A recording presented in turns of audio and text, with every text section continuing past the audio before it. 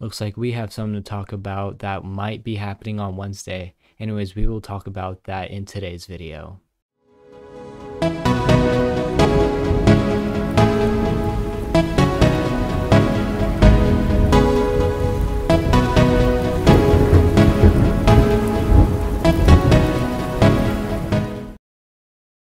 Good evening, everyone.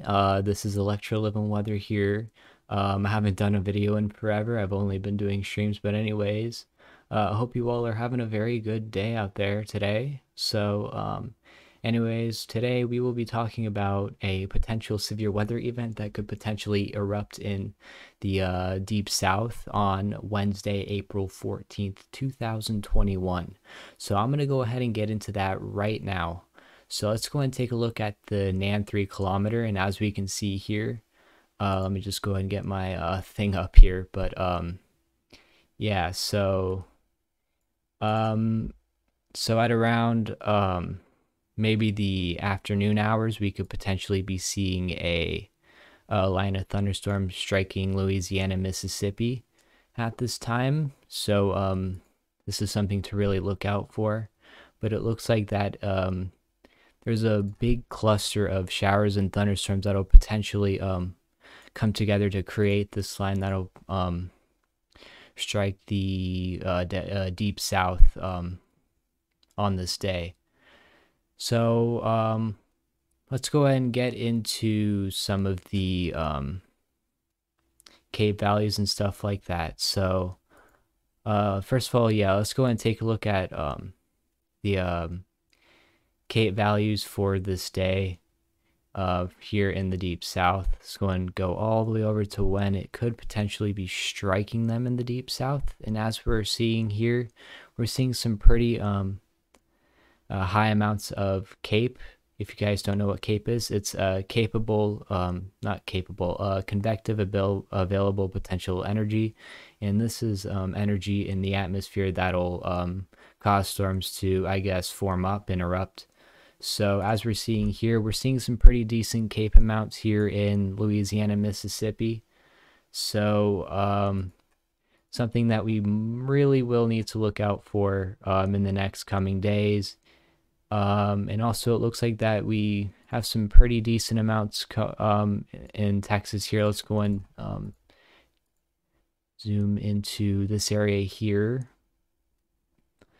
So just waiting for this thing to load because it can take a little bit, but yeah, so we're seeing some pretty decent amount of Cape right there. And then that's gonna shift into where the line is gonna be, which we can kind of clearly see where that all is gonna be. It's gonna be in that little area right there. So something we really need to watch out for. And also it looks like that we could potentially be seeing some cells to potentially erupt in the Ozarks, kind of right there in Arkansas, in the southern part of the Ozarks and in the Central Plains. So something we will really need to keep an eye on. So it looks like, yes, they all combine into, well, it starts out as just a big cluster of storms there, and then they form into a kind of a line of storms, almost kind of like a squall line. So this could potentially create damaging winds and large hail and the potential for tornadoes. And speaking of tornadoes, let's go ahead and get into that right now. So we're going to go back to the southeast there, and then we're going to go ahead and take a look at bulk shear, because bulk shear is a big player in tornadoes. So again, as we're waiting for this to load up, okay, yeah, there's where the line is going to be potentially on Wednesday, and we are seeing some pretty decent amounts of bulk shear here. In some spots we're seeing up to 80 knots. We're seeing an average of maybe 60 to from 50 to 65 to 70 knots in the area where the line of storms could travel down to. So this could be a very interesting day for you guys in the deep south, and maybe some of you guys in the Central Plains and the southern Ozarks in Arkansas right there. So let's go and take a look at the Cape once again. Let's actually go ahead and take a look at it in this area here. So yeah, we're seeing that a lot of that those Cape values. Not too much Cape in through here, but once all those showers and storms combine, we're seeing some pretty decent Cape values in through there. So something to really keep in mind and watch for the next few days as we do march closer to this day. Anyways, so we got that down. Let's go and take a look at some of our dew points and stuff. Let's go and take a look at our temperatures for the day, because of course temperatures can sometimes mean something for this kind of event. So of course right now we're going to be looking at our cold front, and we can kind of see that right there. So it goes from the lower 70s to upper 60s, all the way down to the 50s, mid 50s to potentially lower 50s, as we're seeing in some areas right there. So it could get pretty cold. So bundle up in the next few days, you guys down there in the deep south. So anyways, let's go and take a look at the dew point values, because that can also determine some things too. So yeah, this thing's pretty slow. But anyways, yeah, right there you can see where that line is. That's pretty straight shot, but yeah, you can just see that big change in just the dew point temperatures. We're going from lower 70s to upper 60s, all the way down to mid 50s. So that's going to be pretty interesting. So and this is mainly down here for Louisiana and Mississippi. You could be seeing mid to upper 60s in dew points. But yeah, let's go ahead and now let's see, take a look at the tornado parameter, because this could tell us some things about some of the tornadoes that could potentially be erupting. So it doesn't look like we are seeing too much of that. We're seeing 1.5, 1.7 in this area, and it looks like that it does go down. So who knows, that it is still something to keep an eye on. So yeah, and here's the supercell composite, same areas where some of that stuff was from the significant tornado parameter.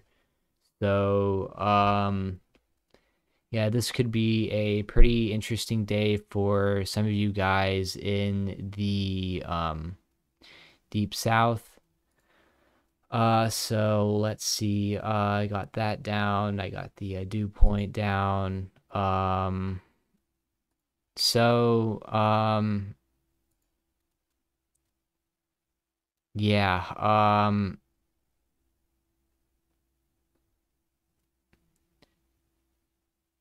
Yeah, okay. So I was just thinking. So yeah, so I got all that stuff down. Let's go and take a look at the radar one, the model one more time, just to take a look at all of those cells combining into that line there. Very nice looking line. Again, could be something that could produce damaging winds and large hail and maybe a few tornadoes. Who knows about that? But the bulk shear looked pretty decent, so we could maybe see a few tornadoes spin up from this. But let's go ahead and now take a look at our HRRR model for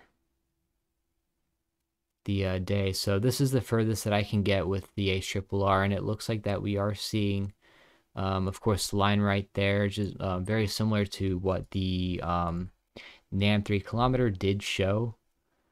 Yeah, it looks like that we are seeing some, of course, some showers develop in Texas, as we could see eastern Texas, not western, eastern Texas, and then all combine into the line. And it looks like that we are seeing some pretty decent storms right there in eastern Texas that'll combine with the line. So let's go and take a look at the temperatures for this time here. So yes, right here is where the line is. You can see the cold front really does cool things down pretty cool. So looks like that this spring is looking a bit cooler at this time. So down here anyway, after the line of storms does pass through. So yeah, we go from 60, lower 70s to upper 60s, all the way down to mid 50s and potentially lower 50s. It looks like Arkansas is seeing some pretty cold temperatures up there. So 49 degrees, as I saw right there.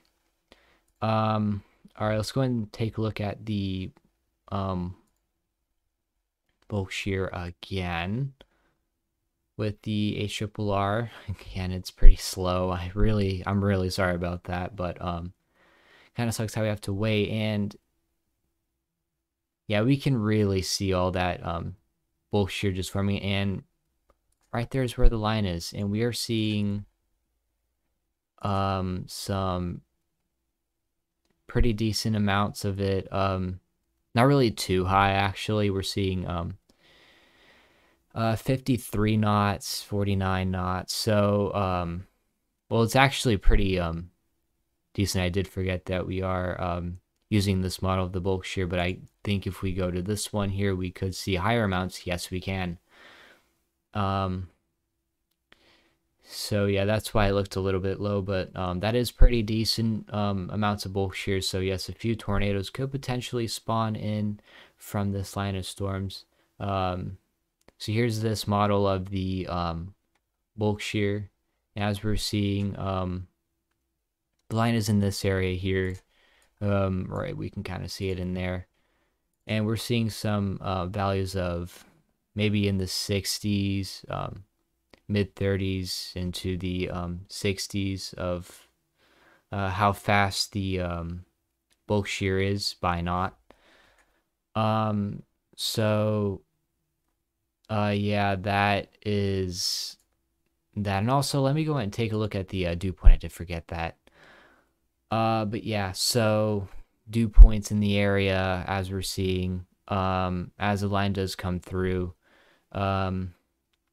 mid to upper 60s in Louisiana, and for Mississippi, we are seeing lower 60s for